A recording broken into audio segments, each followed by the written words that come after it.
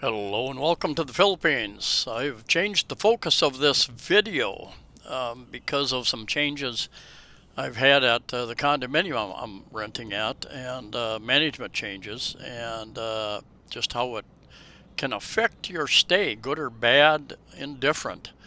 Anyway, this I'm walking from Cebu Business Park near Ayala Mall, and I'm walking up towards IT Park. And this originally started as I was using my Insta 360 times 3 360 video camera, and this was supposed to be a 360 video, but in fact it's not. It's a flat two-dimensional video using two different types of software. Insta 360 changed added a lot, improved their video editing software quite a bit, but I've not been able to figure out how to get a full 360 degree video in it other than just a flat viewing in one direction. Anyway, getting back to the topic at hand, this is a very busy intersection. Usually no traffic control, no lights. Usually no traffic enforcers out there. Today there was a traffic enforcer or two directing traffic. It actually one side goes, the other side goes. They stick their nose out. Very little road rage. People just make it work really quite efficient, even without any traffic enforcement. We're looking back towards Cebu Business Park. The building's center right.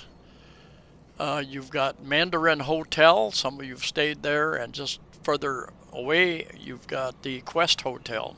A number of you have stayed there as well.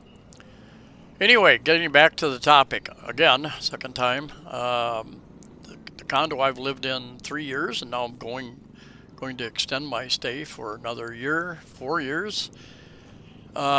Recently changed management, and they brought Colliers. Colliers is one of the largest, in fact, in the world, I think, property management companies. And they manage a number of companies. I've seen them come into properties and then they're not in the same properties. So they've come and they've left for whatever reason. And there's a little bit of a backstory to where I'm living.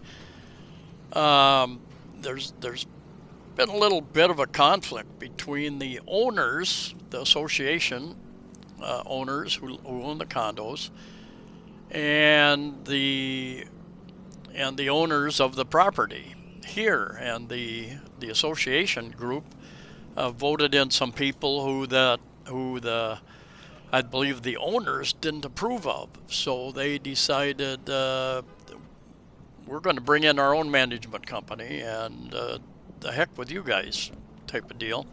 And they brought Colliers in. Now, having seen the Colliers name and even watched some of their videos on YouTube and their discussions about real estate, they are a property development real estate company. So, they've got their views about certain things and data, a certain amount of data. That's kind of interesting. But I thought that would be a good move. In the end, it seems that a lot of the owners aren't really happy about the move. A couple things have happened just that I have noticed. I've lived in 6 different condominiums in about 8 years here in the Philippines, Cebu City area, and every one I've lived in, including the one I'm in now, would would take care of supplying you with the 5 gallon jugs of water, and of course they would charge you for that, 25, 35, 40 pesos per 5 gallon jug, and oftentimes even delivered out to your door. And that was the case here. We'd bring 2, 3 jugs down at a time, and within a day or two, we'd have those filled and returned to us. And very convenient. And the company made just a little bit of money off that, not very much, but a little bit. And it was very convenient for the people, renters and owners. Anyway, Colliers come in and says, "We're not going to do that anymore. You've got to go get your own water. You've got to find somebody to deliver it to you. They can't leave it in the lobby anymore." This is what I was told, and there's a guy maybe a quarter block down the street from me. So I when I get a 5 gallon jug empty, I carry it down there and get it filled, and he helps throw it on my right shoulder because I've got a bad left shoulder. Some of you know I broke my joint, and so he puts it up there. I carry it back, no big deal. They also got a little more strict about people coming. Of course, you want one of the reasons people live in condominiums is because security, 24-hour security, and I think they changed out a lot of the security people, brought in new security staff, brought in their own staff. They kept a couple of the people, which was good. They were good. I'm glad they kept the front desk people. One of the front desk people here, she was doing it all by herself, and now they've got, I think, two or three others that help her do the same job. The point I'm trying to make, and I've seen these kind of discussions on different Facebook uh, group posts and that type of thing too, is that some management companies are actually actually enforce certain laws, like noise laws. There was discussion about noise and Airbnbs, and one guy was saying, a lot of noise, a lot of Airbnbs, and every weekend he has a different group of people. Last last place I lived in was like that. Pretty much like every other day, almost a new group of a dozen Filipinos usually would show up, and they'd have mattresses. The place I lived in, they had certain Airbnb units, company owned, and they just throw mattresses on the floor and let them come in, and in the morning they'd haul out, two, three, four bags of Red Horse bottles, beer bottles. So when you're searching for a place to stay, might be one question that you ask. What's their noise policy? Do they have a lot of Airbnbs on the floor that you are living in, thinking about renting or buying? Several of the higher end, more expensive condominiums no longer allow Airbnb. Maybe a rental term of 6 months, something like that, is very common in some. One thing I liked about where I've lived for 3 years is that we had security, good security, and front desk friendly. They took care of everything. Housekeeping and all that sort of thing was pretty good. We had on-site maintenance. Um, Now they got rid of I had I think a couple weeks ago, I had my air conditioning unit cleaned, and they said, no, you can't bring in your own people. We've got a contract with one company, and you have to use them. So we used them. Cost twice as much, almost exactly twice as much. Did the same job the other guys did. Uh, but so inflation, the cost of renting went up just because you need to use the people that they recommend, basically. One other issue that you can have, might not be a big issue, may be a good security point, is that some condominiums, the security is very strict. In fact, like primary homes, in some of their properties anyway, not all of them probably, but they will even take the person's ID. Somebody new coming in, they don't recognize them. Where are you going? Um, they have to come down to meet you. You need to leave your ID. We'll give it back when you leave, type thing. I've had to do that a couple different places, and even in some office buildings I've been into.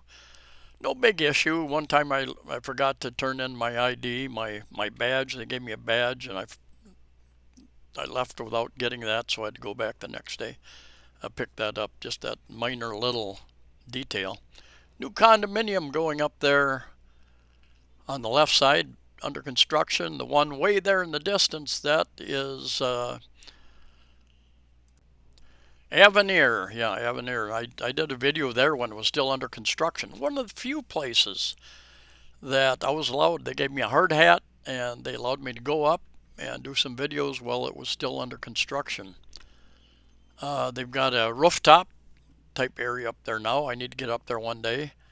Bar restaurant, I think, up on the rooftop, and had a friend go up there, and he checked out the bar a month or so ago, and he said the noise was too loud to be comfortable. He said it'd be difficult to hold a conversation there, so he left anyway. And I'm kind of like that. If I go someplace to have a conversation, some places can you turn the noise down, please, a little bit? We're trying to talk.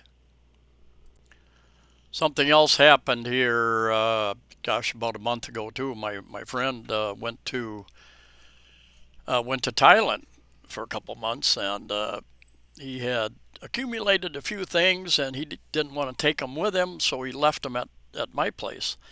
And we're bringing them in, and maybe 5 or 6 different items. A couple of like containers with some things in the containers, a water dispenser type thing, a fan. Anyway, the front desk, after they changed to this Collier's front desk and security, it's, sir, you have to sign these in. You have to sign these in. And so I went back there, and they gave me this sheet of paper, and I put 5 items, 5 items. And I turned to leave again, and they said, no, you have to itemize each one. I said, why do I have to do that? Well, for security, sir, for security, for safety. I said, how does that make it any safer if I list the items? One fan, one box with things in it, another box with things in it. How does that make it more safe? Well, we're just doing what we're told. So yeah, just kind of a hassle, And I said, no, that's not acceptable, not acceptable. I turned and left, and they didn't bother me anymore. I've asked them, this was a month ago, and I've asked them a couple times since. I said, are you still making people sign boxes in and items when they bring in? And, oh yeah, security's supposed to do that, but in reality, I haven't seen them doing anything like that. But I think enough people complain, probably. So sometimes if you have a voice, you need to complain and just let people know, no, that's not acceptable, certain things. So the verdict is still out on Colliers. Local management, international management, different management in different cities and countries can all be different, run differently. Different cultures, what is acceptable in one culture might not be in another, and us being Westerners, we've got a different way of thinking about what's acceptable. We want security, but at the same time, we want convenience. So the verdict is out on Colliers. I've seen them, I've been here over 8 years, done a lot of videos at condominiums, and I've seen them manage certain places, and a year or two later, I see they're no longer there. Somebody else has taken over management. So whether they've had issues, I know some people work in the security as security guards, security business, and they're usually on a contract, 6 months, a year contract. And if the company's not happy after a year for something, I heard about something recently where something was stolen out of a business, and like a compressor or something, I think. And they've got it on video, some car coming in, loading this compressor up and taking it away. But how did he get out of the building? How did it get disappeared like that? And so there's discussion whether that security company is going to lose its contract. It might be, I've done some videos about things you should know and ask when you're looking at renting or buying properties. It might not be a bad idea to ask the owner, agent, a little bit about the management companies, how long they've been managing, what are the rules and regulations, and like I had to fill out, I think I had to fill out one sheet when I moved in. Just basic information, who I am, passport number, different types of things. Very simple sheet.